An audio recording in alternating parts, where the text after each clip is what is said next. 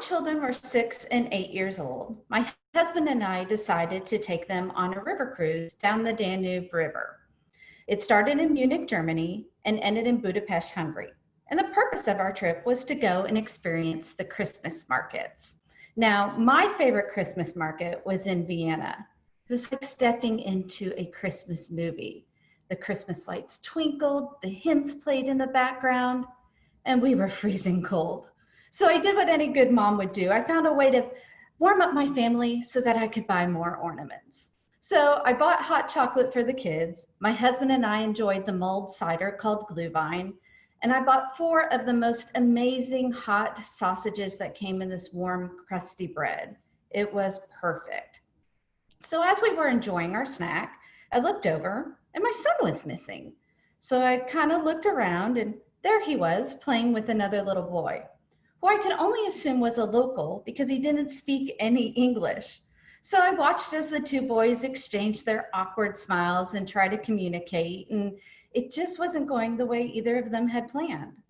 But then the little boy pulled the tiniest little ball out of his pocket and motioned for my son to follow him off to the side of the market booth there. Now his parents and I, we exchanged glances at each other and smiled and watched as these 2 boys went on to play. It was obvious they were making it up as they went along, and honestly, it only lasted about 5 minutes. But it was such a special moment. You see, at no point in time did I have to say to my son, include everybody, or try something new, or be diverse, everything like that. As far as being accepting, it's humankind being just that, kind. And as we rode back to the ship in the taxi, I remember thinking, I'm so glad we took the kids on this trip. You see, this trip was very important to me. It was number 1 on my bucket list. And after we booked it, if you and I had a conversation, I found some way to weave it into our conversation to tell you that we were going. But as I began to tell more and more people, I started getting the same question over and over. Are you sure you want to take the kids? Yeah, I want to take the kids, family vacation. Really? Because it's international travel and they're so young, they probably won't remember it. Nope, gonna take the kids, gonna be lots of fun. Some would even push a little further. Well, it's international travel and they're just so young. Are you sure you really want to do that? Maybe something more child-friendly. Child-friendly? It's Christmas markets.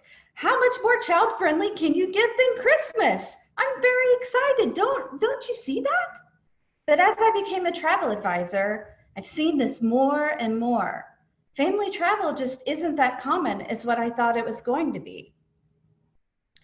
You see, NYU and the Family Travel Association conducts a survey each year. And in that survey, they ask, do you plan to travel with your kids in the next 12 months? Well, in 2016, 93% of parents were very likely to travel with their kids. 93% is a great number. Move on to 2017, just a small drop to 88%. Move on to 2018, and we've now dropped to 79% of parents that plan to do a family vacation. Move on to 2019, and it's dropped to 70%. That's a huge drop over 4 years. So then they went on and changed it just ever so slightly in the survey. Instead of 12 months, will you take a vacation with your family in the next 3 years? And that was so surprising about the 70%. It dropped 9% in 1 year, even though we gave you 36 months instead of 12 to travel. Now our current year is 2020, and we're all so aware of COVID-19 pandemic and how it's affected the travel industry. As a matter of fact, the majority of travel companies had to reimagine their marketing strategy. It goes something with, what do you plan to dream for your future travel? What does dreaming look like? So I ask you, do any of your future travels or anything that you've been dreaming about involve younger children? Maybe it's your children, maybe it's your grandchildren, maybe it's your nieces and nephews. Maybe you don't have children now, but you plan to someday. Do you plan to take family vacations? Deepak Chopra once said, see the world through the eyes of a child, and you will suddenly feel yourself is free.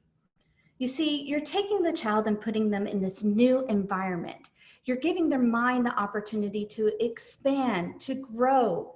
Children have an amazing sense of imagination, and we all know they ask a million questions. But that's part of what makes it so great. That's part of the learning process. I've heard it referred to as world schooling or life lessons. I like to call it the best parenting hack ever. Think about it.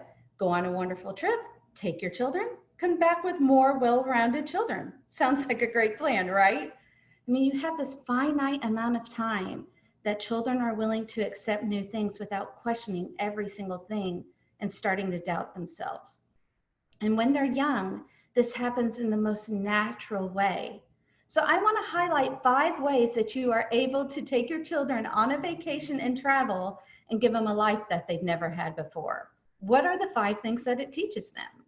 Well, the first thing that travel teaches is adaptability. Think about it.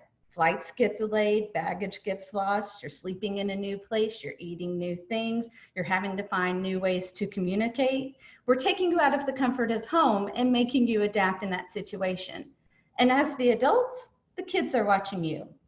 How did you act? How did you react? What are you going to do to adapt in the situation? You see, this is a life lesson and learning that you're giving your kids without having to give any instruction. Travel also teaches confidence and independence. On the same trip, we were flying home and we stopped in the Frankfurt airport and we had to go through security. And my daughter was randomly selected for the extensive security screening. The look on her face was a mix of fear, embarrassment, and pure horror. She started to cry, but the TSA agent was amazing. She took her aside and let her know she had done nothing wrong. She let her know what the purpose of security was and how it's more important, and explained what would be happening with it. Now, she's a pro. If we go into an airport, she almost has a dare in her eyes when looking at security, like, come pick me. I know how this goes. You see, as her mom, I couldn't give her that amount of confidence if I tried. That confidence comes from experience. When children travel, they are less likely to shy away from new experiences and jump in and try things on their own. You see, confidence comes and leads to independence. Those 2 things are 2 of the most things that come to you when you travel, and it's experiences that give you that change. Travel also teaches you to enjoy the world. Children don't care about what you're supposed to do on vacation. It's all new to them. So everything is exciting as long as you involve them. And here's the catch. They'll have no idea that they're getting an education the majority of the day. Ben Franklin once said, "Tell me and I forget. Teach me and I may remember, but involve me and I learn." When you take your children to a new location, a new destination, you're involving them, immerse them in the culture, let them find different ways to learn. Let them make goulash and eat it. Take them to the Schönbrunn Palace, and instead of touring on a boring museum tour, go to the Children's Museum. Let them dress up as princesses and princesses did. Let them play with the toys from that era. And let them sit dinner for an imperial palace dinner. I guarantee you, they'll never complain about setting the table at home again. Ever heard of Krampus? According to Northern European folklore, Krampus is a mix of half goat and half demon. And if you misbehave, he comes and punishes during the festive season. Very different from our Santa Claus here in the United States. But it taught my children that there are different traditions for the same holidays all around the world. Learning different traditions in different places leads to respect. Respect of belief, respect of traditions, and respect of different ways of life. Travel also teaches prioritization. Now in our house, we have a family bucket list. And I mentioned that I was a travel advisor, so my children's travel dreams are a little bit more exotic than the average person, I must admit. My son wants to go to Iceland. My daughter wants to go to Bora Bora. My husband wants to go to Egypt. And I want to go play with the penguins in Antarctica. But we talk about our travel dreams and we talk about how to prioritize them.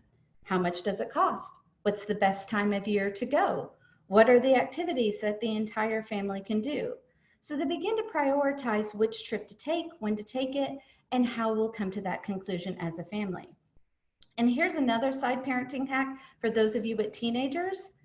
They love this. It's a great way to spend time with them, and they won't even realize they're spending this amount of time with you. Instead, they're planning out their future vacation. Travel also teaches prioritization via packing. Think about it. Do I take it or do I leave it at home? Does it go in my carry-on or does it go in my packed bag? You see, a lot of this comes from learning prioritizing in a fun way. They're learning skills they're going to need the rest of their life. And again, they have no idea that they're learning from you. But my favorite thing that travel gives to you is memories. You're sharing experiences that bring people close together. I want you to just think about that for a moment. Think about the last vacation you went on. Think about those experiences. Think about how close you are now with the people that you traveled. It's getting harder and harder for us to schedule vacation now as a family. My husband and I have a motto: divide and conquer. You take this one, I'll take that one. We'll go to the different activities after school. It feels like two ships passing through the night as we wave at each other. Maybe we exchange kids, whatever, but it gets harder and harder as their schedules get more and more full. And then when we are home, technology sets in. It's not exactly time that we share together. And I can't help but feel that their childhood is going by really fast, and I'm missing out on some parts. When we came home from the trip, anybody that I had told that we were taking the kids on a trip with and questioned it, I made sure that I told them it was the best trip ever, because it was. Not only did it impact my children's life, it actually had a huge impact on my life too. You see, 2 years later, I resigned from a career at a company that I had been with 18 years to become an entrepreneur as a travel advisor. All that I could think about was, if I could help other people feel what I felt on that trip, if I could help other people share these experiences with the children, if I could help children see that there's such a bigger world out there and so much to experience, that would be a pretty rewarding life. I mean, we're shaping the lives of our kids without even saying a word. We're just giving them the experiences. So just like I was just as passionate about giving that tips to others, today I'm very passionate about challenging you to dream about your next trip and take your family. I want you to dream about it. I want you to see it in your mind. What does it look like? Where are you? What are you doing? I want you to see your family laughing so hard and having a memory that you'll have the rest of your life. I want your heart to feel the joy as you show your children that the world is bigger than their school, but small enough to enjoy it. And I wish you so much Wanderlust. Thank you so much.